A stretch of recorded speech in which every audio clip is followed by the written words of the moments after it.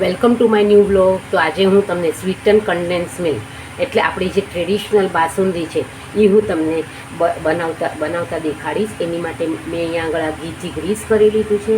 આ 125 ml મેં દૂધ લઈ લીધું છે. 1 વાટકો મેં સાકર લઈ લીધી છે. આ મેં કોર્નફ્લાવરવાળું દૂધ બનાવી દીધું છે. આ કેસરવાળું દૂધ બનાવ્યું છે. અને આ ગાર્નિશિંગ માટે મેં પિસ્તા અને બદામની કતરણ તૈયાર કરી લીધી છે. હવે સૌ પ્રથમ હું સાકરને કેરેમેલાઇઝ કરીશ અને આમાં સૌ પ્રથમ મિશ્રી પધરાવીશ. આપણી આ ખાંડ એકદમ જ નથી થઈ, પણ થોડી કેરેમેલાઇઝ થવાનું ચાલુ થઈ ગયું છે.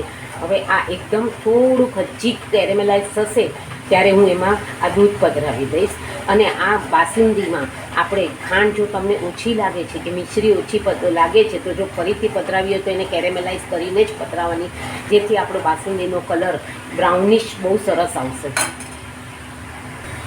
તમે જોઈ શકો છો આ કેરેમેલાઇઝ થઈ ગઈ છે. આપણે એને વધારે ડાર્ક નહીં કરીએ.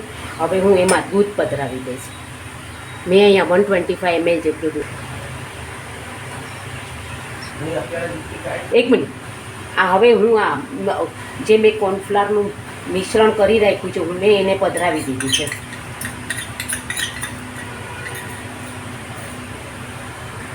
આ કેસરવાળું દૂધ પણ મેં પધરાવી દીધું છે.